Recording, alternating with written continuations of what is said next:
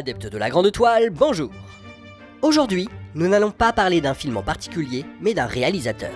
Si je vous dis qu'il est né dans les années 70, qu'il est anglais, que la pignée de films qu'il a réalisés lui ont permis de démontrer qu'il avait un réel talent et une vraie originalité, et enfin si je vous dis que son nom de famille est Wright, vous voyez de qui je veux parler. Eh bien perdu, il ne s'agit pas d'Edgar mais de Joe Wright, réalisateur entre autres d'Orgueil et Préjugés, The Atonement, ou Reviens-moi en français, et d'Anna Karenine. Oui, le même qui vient de se ramasser méchamment avec Pan.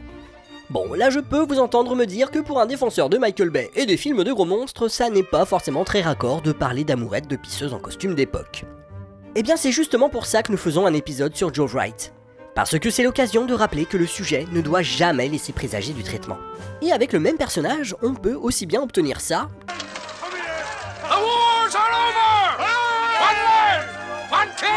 que ça... Oui, non, c'est quand même exagéré, non? Ils vous entendent pas. Ou même ça.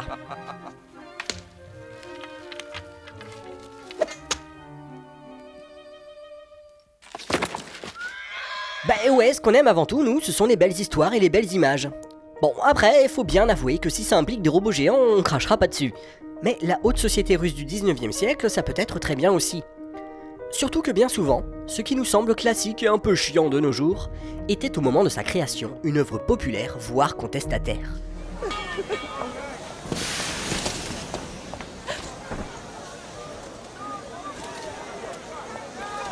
Ces mêmes œuvres qui finiront par être portées au pinacle et qui deviendront des totems, souvent grâce aux institutions qui crachaient dessus seulement quelques décennies auparavant.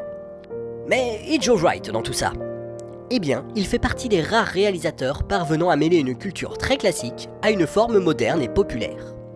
Joe Wright commence sa carrière sur grand écran avec un projet super casse-gueule. Une adaptation d'un des romans les plus importants de l'histoire de la littérature anglaise, Orgueil et Préjugés. Et contrairement à ce qu'on a pu dire un peu plus tôt, ce classique est tout sauf un roman de pisseuse. Loin de décrire uniquement les amourettes de la bonne société anglaise, Jane Austen dresse un portrait sans concession de ses contemporains, ainsi que des ressorts économiques et sociaux de l'Angleterre du début du 19e. Elle s'impose tout simplement comme l'inventeur du roman victorien avant la lettre. Et ouais, rien que ça. Bref, c'est un gros caillou dans le jardin anglais de la littérature. Gros caillou qui en plus a eu droit à une adaptation considérée comme quasi parfaite par les aficionados de l'auteur sous forme de série télé. Et si ça ne suffisait pas, le projet est d'autant plus périlleux que la nature même des histoires de la romancière anglaise n'est pas des plus évidentes pour une adaptation.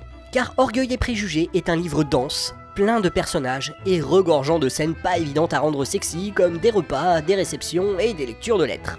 Bon, comme il n'est pas français, ça l'excite pas trop l'ami Joe de filmer des gens en train de bouffer.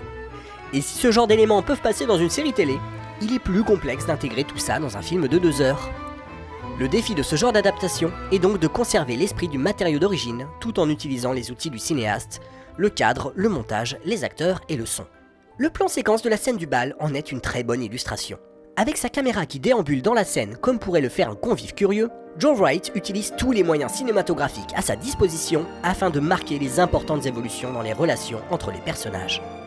Ces difficultés d'adaptation se retrouvent dans les autres films du réalisateur, qu'il s'agisse de Anna Karenine ou de The Atonement.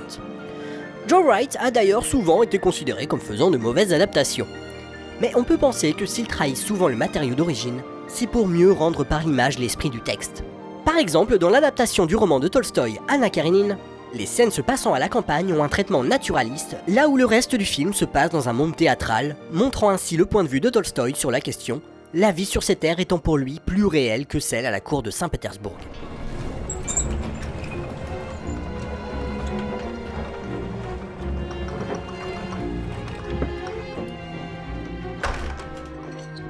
C'est donc à travers sa connaissance du matériau d'origine et plus globalement de la littérature que Joe Wright parvient à rendre l'esprit de l'œuvre visuellement parlant. L'esthétique de ses films est d'ailleurs elle aussi empreinte de culture classique. Cette connaissance des beaux-arts vient probablement de son passage dans une des plus prestigieuses écoles de graphisme de Londres. En effet, de nombreuses scènes de ses films évoquent des tableaux ou des mouvements artistiques précis. Une partie d'entre eux se rapporte directement au thème traité pour mieux s'ancrer dans une époque ou un contexte, comme par exemple le naturalisme pour dépeindre des paysages russes, ou le romantisme d'un lever de soleil dans un roman du 19e. D'autres sont plus énigmatiques et peuvent prendre des contre-pieds surprenants. Mais malgré ces emprunts, il ne s'agit jamais de copier pour copier. Comme nous l'avons vu dans le cas de la littérature, l'enjeu est d'intégrer ces références issues d'un art majeur, la peinture, dans un art dit mineur, le cinéma. If someone says to me, "Oh, your films are like paintings," I get concerned because I don't want them to be like paintings. I want them to be like films. Et l'élément qui permet à Joe Wright de marier les deux est le mouvement. Car les plans vraiment fixes sont très rares chez le réalisateur anglais. Le tableau s'anime, la scène de chasse se déroule jusqu'au bout, le soleil se lève sur la vallée et les paysans achèvent leur moisson. Par exemple, Anna montre comment les références picturales peuvent être mises au service de la narration. La succession des paysages traversés par la jeune fille durant son odyssée vers Berlin est porteuse de sens. Joe Wright nous raconte l'histoire d'une adolescente qui découvre le monde à travers l'histoire de l'art. Regardez plutôt. Le film s'ouvre sur une page blanche que vient troubler une scène de chasse évoquant les fresques pariétales. L'arrivée en Europe coïncide avec des clairs-obscurs et des paysages proches de la peinture de la Renaissance, et ainsi de suite jusqu'à l'arrivée dans un Berlin monochromatique. Le réalisateur anglais nous entraîne à la fois dans un parcours initiatique et dans l'histoire de l'art, l'un faisant sans cesse écho à l'autre. Une autre dimension importante de sa formation de réalisateur a été la scène. Son père possédait un théâtre de marionnettes et il a fréquenté les cours de théâtre pendant une bonne partie de sa vie. Cette expérience a beaucoup joué sur sa façon de filmer et son rapport au comédien. Contrairement au cinéma, la scène impose un cadre immuable. Le metteur en scène doit donc être chorégraphe pour créer du mouvement avec des corps. Et c'est pourquoi Joe Wright utilise souvent le comédien comme élément esthétique du cadre au-delà du jeu d'acteur. Et dans ses films, les placements et déplacements des personnages sont travaillés parfois jusqu'à l'extrême. Les plans séquences un peu foufou qui parsèment ses films répondent ainsi à son amour de la mise en scène au sens théâtral du terme. Le réalisateur incarne pleinement son rôle de director lorsqu'il parvient, après des heures de répétition, à faire le plus parfaitement possible travailler toute une équipe d'acteurs et de techniciens.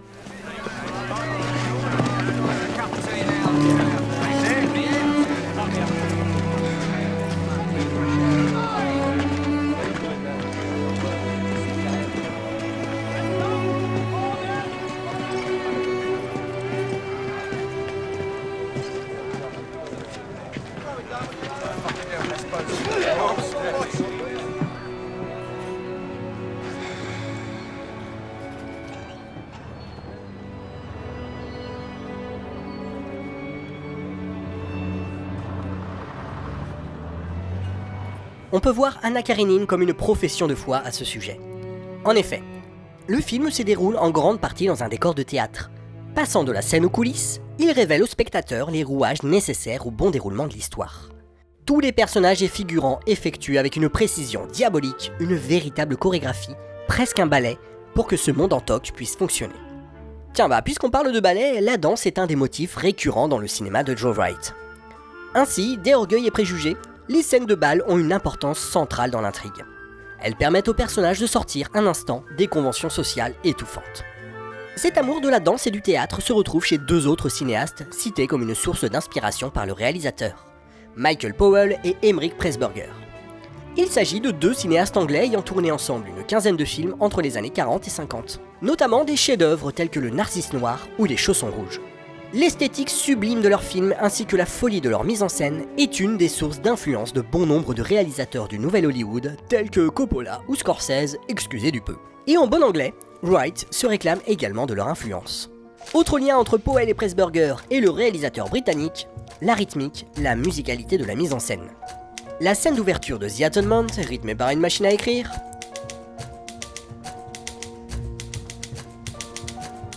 l'épisode de synesthésie de The Soloist,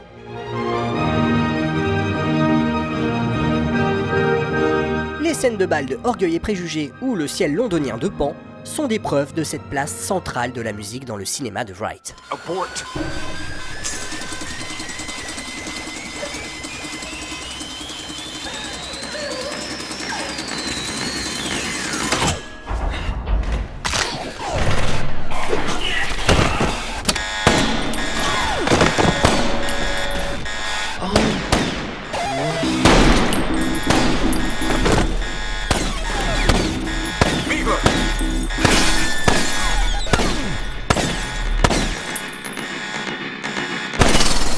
Cet amour de la musique ne s'est sans doute pas développé uniquement devant des orchestres philharmoniques.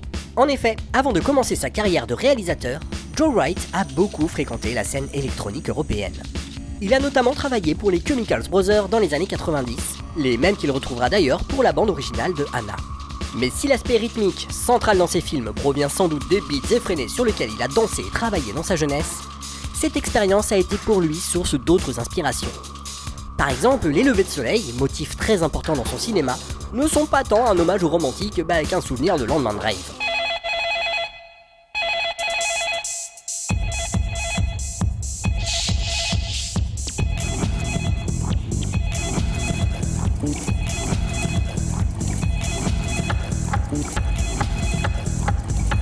La musique, comme la littérature, la peinture ou la danse, sont des domaines intrinsèquement liés au cinéaste. Si l'on retrouve ces éléments dans toute l'œuvre de l'anglais, c'est bien une fois de plus dans l'ouverture de Anna Karenine que Joe Wright parvient à révéler tout son talent dans ce domaine. Durant toute l'exposition du film, les éléments visuels et narratifs s'entrechoquent avec comme unique liant la musique de Dario Marianelli. Sans la moindre transition, il fait entrer et sortir ses personnages sur scène, en coulisses, puis il passe à un décor naturel. La musique impose un rythme implacable aux comédiens et au montage, jusqu'à déboucher sur une scène de danse confinant à une transe où les deux personnages principaux font exploser le monde construit jusque-là.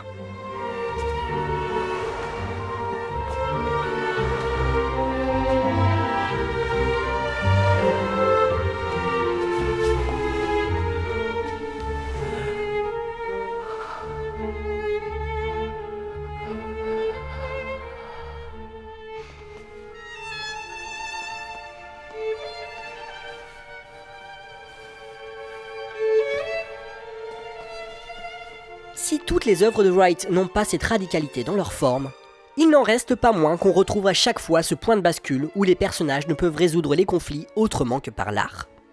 L'écriture comme pénitence dans The Atonement, la musique comme ouverture sur le monde dans The Soloist, ou une sculpture dans Orgueil et Préjugés. C'est à travers l'art que les personnages redécouvrent le monde et interagissent avec lui.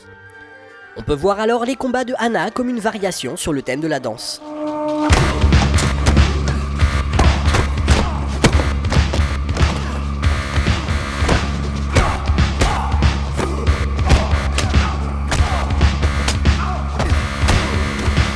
Et inversement, les scènes de bal comme des luttes à mort.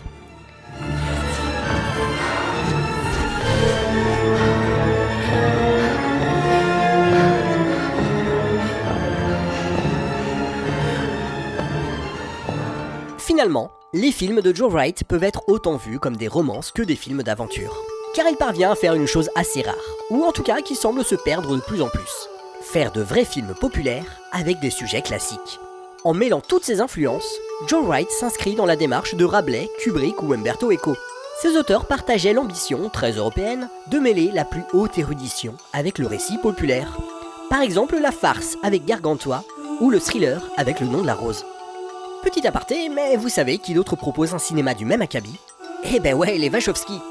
Speed Racer par exemple est très proche de Anna Karenine. Plein de couleurs et de folie visuelle, ce film n'hésite pas à exploser la narration, propose des scènes de transe totale tout en nous parlant de la nature profonde de l'art, avec des courses de voitures, des singes et des ninjas. Alors oui, l'élitisme bon ton rejetant toute culture populaire comme étant au mieux un sujet d'ethnologie a le don de nous mettre en rogne. Mais il faut garder à l'esprit que même le plus geek des sujets peut nous en toucher une sans bouger l'autre, et que le plus culturellement correct est capable de nous donner méchamment la trique.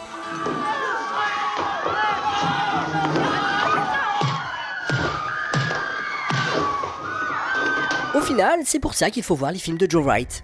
Que l'on ait ou non des affinités avec le sujet qu'il traite, le réalisateur nous propose toujours un spectacle total, nourri de ses propres expériences et de références tant académiques que populaires.